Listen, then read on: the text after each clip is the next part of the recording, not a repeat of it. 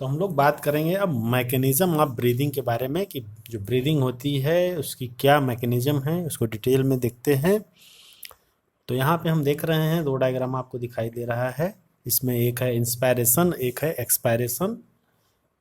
तो इंस्पायरेशन क्या चीज़ है? Inspiration during which atmospheric air is drawn in and expiration by which alveolar air is released out. कहने का मतलब ये है कि जब एटमॉस्फेरिक एयर अंदर की तरफ आती है, यहाँ से आप देख रहे हैं atmospheric air enter into the lung, that is called inspiration, है ना। और जब ये एयर बाहर को जा रही है तो इसको हम लोग बोलेंगे एक्सपायरेशन। ठीक है, दोनों को मिला के हम लोग क्या बोलते हैं? ब्रीदिंग, है ना। और इंस्पायरेशन में तो आपने देखा कि एटमॉस्फेरिक एयर अंदर आ रही है, और एक्सपायरेशन में जो एल्वेलाइज में एयर है वो क्या होंगी? वो बाहर को जाएंगी। और इसके कंटेंट के बारे में आप समझ गए होंगे कि एल्वेलाई में जब जो एयर बाहर जाती है उसमें कार्बन डाइऑक्साइड का कंसंट्रेशन ज़्यादा होता है, CO2 का कम होता है। जो अंदर एयर आती है उसमें O2 कंसंट्रेशन ज़्यादा होता है, CO2 का कम होता है, इसलिए एल्वेलाइज के अंदर एक्सचेंज हो पाता है। अब कैसे होता है ये इंस्पायरेशन और एक्सपायरेशन, इसके बारे में थोड़ा सा हम लोग डिस्कस करते हैं।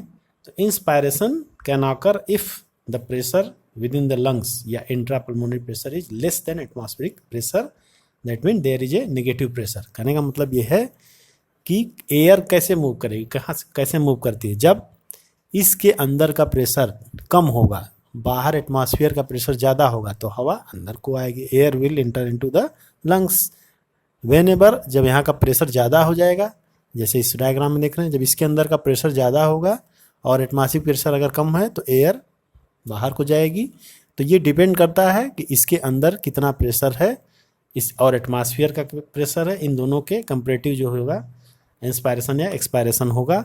और ये प्रोसेस हमारी जो लंग्स का डिज़ाइन है, लंग्स के जो मसल्स हैं, लंग्स के जो रिब्स हैं, वो इस चीज़ को क्रिएट करती हैं, मेंटेन करती हैं।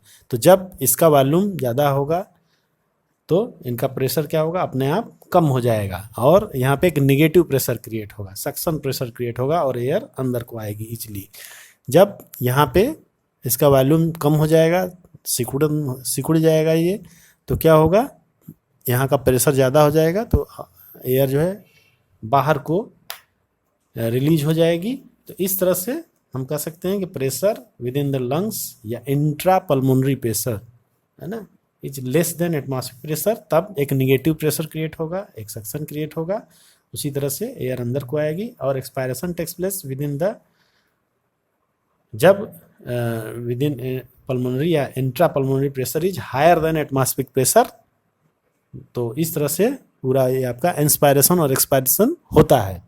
अब इसमें क्या क्या चीज़ें शामिल होती हैं? हमने देखा कि यहाँ पे नीचे की तरफ ये जो हमारा एक मस्कुलर स्ट्रक्चर है, इसको हम लोग डायफ्राम बोलते हैं। यहाँ पर भी हमने डिस्कस किया था। तो ये डायफ्राम जो होता है एक मस्कुलर स्ट्रक्चर है, यहाँ पर भी आप देख रहे हैं। तो इसमें ये इन्वॉल्व होता है। इसके अलावा इंटरकोस्टल्स मसल्स होती हैं, जो हमारी रिब्स होती हैं। रिब्स कई सारी होती हैं, आप जानते हैं। रिब्स जो होती हैं 7+3+2 होती हैं।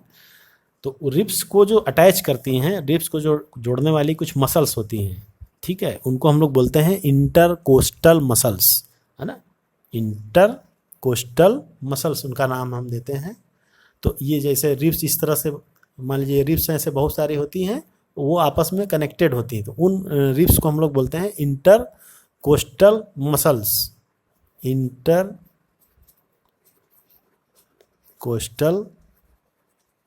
मसल्स, यहाँ पर मैं लिख दे रहा हूँ इंटरकोस्टल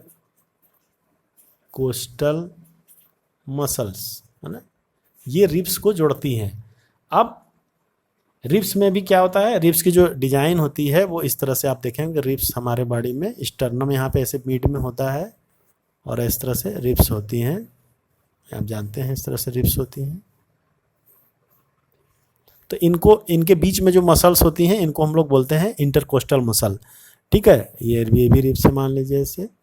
तो इनके बीच में मसल्स होती हैं जो इनको कंट्रैक्ट रिलैक्स करती हैं। तो रिब्स भी मूवमेंट करता है। जब हम रेस्पायरेशन करते हैं, ब्रीदिंग करते हैं, तो लंग्स हमारा मूव करता है। तो ये इंटरकोस्टल मसल जो है इन दोनों रिब्स के बीच में या इन रिब्स के बीच में वो कंट्रैक्ट रिलैक्स करती हैं। इसमें भी कुछ जो होती हैं वो कैसे होती हैं, वो बाहर की तरफ होती हैं। कुछ मसल्स जो होती हैं वैसे ऐसे होती हैं। इनको हम लोग बोलते हैं एक्सटर्नल इंटरकोस्टल मसल्स। एक्सटर्नल मतलब जो बाहर की तरफ है ना। ये थोड़ी सी ऑब्लिक होती हैं और इसमें कुछ अंदर की तरफ होती हैं।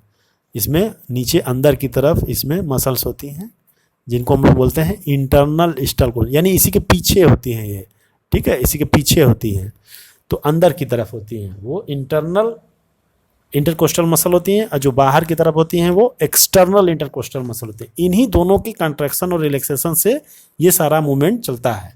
और सामने की तरफ यहाँ पे स्टर्नम होता है। चेस्ट में हम आप सामने अगर आप छू करके देखें तो आपको एक हार्ड बोन दिखाई देती है बिल्कुल मिड में, और साइड में आपको रिब्स महसूस होगा अगर आप टच करेंगे तो वही ये रिब्स है। ये बीच में यहाँ पे देखिए ये स्टर्नम है आपका, और बाहर की तरफ एक्सटर्नल इंटरकोस्टल मसल है, और अंदर की तरफ इंटरनल इंटरकोस्टल मसल्स होती हैं। तो इन दोनों के मूवमेंट से ही ये लंग्स का मूवमेंट होता है पूरा। जब हम सांस लेते हैं, ब्रीदिंग करते हैं, तो हमारा चेस्ट कंट्रैक्ट रिलैक्स होता है। तो जब होगा क्या इसमें कि जब ये हमारी इंस्पायरेशन होता है तो ये यहाँ का ल्यूमेन जो है ये इंक्रीज हो जाता है, ये चेस्ट एक्सपैंड करता है, डायफ्राम नीचे को जाता है, चेस्ट ये वाला पोर्शन स्टर्नम भी आगे को जाता है, ठीक है। ये इंटरकोस्टल मसल जो बाहर वाली होती हैं वो खींचती हैं एक दूसरे को, तो चेस्ट एक तरह से एक्सपैंड हो जाता है, खुल जाता है चेस्ट, है ना, पूरा एक्सपैंड हो जाता है। तो उसकी वजह से क्या होता है, एक नेगेटिव प्रेशर यहाँ क्रिएट होता है और एयर अंदर को आती है, और जब एयर अंदर को आएगी तो उसमें ऑक्सीजन ज़्यादा होगा और कार्बन डाइऑक्साइड कम होगा, और जो हमारे एल्वेलाई में अब ये धीरे धीरे पूरे एल्वेलाई में जाएगा। ऐसा नहीं जैसा आप देख रहे हैं, ये पूरे एल्वेलाई में जाएगा। ये एक मैकेनिज्म मैं बता रहा हूँ कि कैसे ये प्रोसेस होती है, ठीक है। तो एल्वेलाई में फिर एक्सचेंज होगा, एक्सचेंज होने के बाद क्या होगा, फिर ये कॉन्ट्रैक्ट करेंगी। ये जो इंटरनल पीछे वाली देख रहे हैं येलो से इंटरनल इंटरकोस्टल मसल है वो अब कॉन्ट्रैक्ट करेंगी, तो ये क्या होगा, इसका ल्यूमेन कॉन्ट्रैक्ट करेगा, है ना। यहाँ ल्यूमेन कॉन्ट्रैक्ट करके ऐसा आप देख रहे हैं यहाँ पे होगा। तो ऐसा क्या होगा, अब अंदर का प्रेशर इंक्रीज हो जाएगा। जब इंक्रीज हो जाएगा तो क्या होगा, ये स्टर्नम अंदर की तरफ आया, इंटरकोस्टल मसल यहीं ऐसे ऐसे रिब्स हैं आपके साइड में, इस तरह से रिब्स होती हैं। तो ये रिब्स जब कॉन्ट्रैक्ट करेंगी तो इसका टोटल वॉल्यूम जो है वो कम हो जाएगा, चेस्ट का वॉल्यूम कम हो जाएगा। जब वॉल्यूम कम हो जाएगा तो यहाँ पे प्रेशर बढ़ जाएगा, जब प्रेशर बढ़ जाएगा तो एयर बाहर को निकल जाएगी। उतने टाइम में एक्सचेंज हो चुका होता है एल्वेलाइज के अंदर, जितने टाइम में एक ब्रीदिंग होती है उतने टाइम में एक्सचेंज हो चुका होता है। तो ब्रीदिंग 12 से 14 पर मिनट होता है, आप जानते हैं। तो उसी 12 से 16 12 to 16 पर मिनट ब्रीदिंग मानी गई है कि एक आदमी अगर सांस नॉर्मली ले रहा है तो 1 मिनट में 12 to 16 बार वो इंस्पायरेशन और एक्सपायरेशन करेगा। तो उतने टाइम में ही, जितने टाइम में एक ब्रीदिंग होती है उतने टाइम में ही ये सारा एक्सचेंज हो जाता है। और ये पॉजिटिव, अब यहाँ पे प्रेशर बढ़ेगा तो कहेंगे पॉजिटिव प्रेशर क्रिएट हो रहा है, पॉजिटिव प्रेशर होगा तो ये एयर बाहर को निकलेगी। और उस समय क्या होगा, उस समय डायफ्राम भी ऊपर को जाएगा और ये भी बैकवर्ड आएंगी। मतलब टोटल यहाँ पे हमने एक्सपायरेशन में देख, यहाँ पे जो एयर जब अंदर आनी होती है यानी इंस्पायरेशन का जो टाइम होता है उसमें इसका वॉल्यूम बढ़ जाता है। बढ़ता कैसे, डायफ्राम नीचे को जाता है, स्टर्नम आगे को जाता है, रिब्स भी एक्सपैंड करती हैं, इस वजह से अंदर का वॉल्यूम टोटल बढ़ जाता है। इसमें ठीक उल्टा होगा, डायफ्राम ऊपर को जाएगा, रिब्स भी कॉन्ट्रैक्ट करेंगे, सिकुड़ेंगी और पास पास आ जाएंगी, स्टर्नम भी पीछे की तरफ आएगा वापस, तो पूरा जो है कि वॉल्यूम अंदर का यहाँ कम हो जाएगा। तो इस तरह से जब वॉल्यूम कम हो जाएगा तो एयर पॉजिटिव प्रेशर की वजह से बाहर को चली जाएगी। इस तरह से ये पूरा मूवमेंट बराबर से चलता रहता है, इंस्पायरेशन एक्सपायरेशन, पहले ये फिर ये फिर ये फिर ये, इस तरह से अल्टरनेट मूवमेंट चलता रहता है और हमारी ब्रीदिंग की प्रोसेस चलती रहती है, ठीक है। तो आप इंस्पायरेशन को भी समझ गए होंगे और एक्सपायरेशन को भी समझ गए होंगे, और इसके साथ साथ we have ability to increase the strength of inspiration and expiration with the help of additional muscles in the abdomen, है ना। जो हमारे कई बार अगर हम जोर से सांस लेते हैं तो क्या करते हैं, हम देखते हैं हमारे पेट की मसल्स भी खींचती हैं। तो कुछ एक मसल्स हैं बॉडी में, मतलब एब्डोमेन में, और कुछ चेस्ट में भी एक आध एक्स्ट्रा मसल होती हैं। जब हम फोर्सफुल ब्रीदिंग करते हैं, इंस्पायरेशन एक्सपायरेशन, तो वो भी एक्टिव करती हैं, तो थोड़ा लंग्स को वो थोड़ा सा ज़्यादा एक्सपेंड करा पाती हैं। तो इसके बारे में हम लोग डिस्कस करेंगे कि फोर्सफुल एक्सपायरेशन पे कितना एक्स्ट्रा जो होता है एयर एंट्री होती है और कितना फोर्सफुल एक्सपायरेशन पे कितना एक्स्ट्रा एयर बाहर निकलती है, इसके बारे में हम नेक्स्ट डिस्कस करेंगे। तो कहने का मतलब हमने देख लिया कि जो ब्रीदिंग की प्रोसेस है वो कैसे होती है। तो हमने देखा कि जब डायफ्राम का रिलैक्सेशन होगा, डायफ्राम नीचे को आए, डायफ्राम का कंट्रैक्शन होगा तो डायफ्राम नीचे को आएगा और ये आपका एक्सटर्नल इंटरकोस्टल मसल है वो कॉन्ट्रैक्ट करेंगी तो ये एक्सपैंड होगा बाहर को, ये ऊपर को जाएगा ऐसे, है ना, हल्का सा ये स्लाइटली एबव ऊपर की तरफ जाता है, सामने तो जाता ही है, हल्का सा एबव जाता है ये, ठीक है, और ये नीचे को जाता है तो टोटल यहाँ का वॉल्यूम बढ़ जाता है। इसमें ठीक इसका उल्टा होगा, ये क्या होगा, इसीलिए इसके लिए जो टर्म यूज करते हैं इसको बोलते हैं upward and forward. Upward and तिरछा ऐसे जाएगा, थोड़ा सा लंग्स आप सांस लीजिए कभी तो देखिए आपका चेस्ट थोड़ा सा आगे जाता है, थोड़ा सा उठता है, ऊपर की तरफ भी उठता है, और वापस एक्सपायरेशन में वापस जो है वैसे ही जहाँ था वैसे आ जाएगा, यानी डाउनवर्ड एंड बैकवर्ड आएगा, ठीक है। और ये जो डायफ्राम है ये भी अपवर्ड मूवमेंट होगा। तो ये सारा मूवमेंट आप समझ गए होंगे कि एक्सपायरेशन में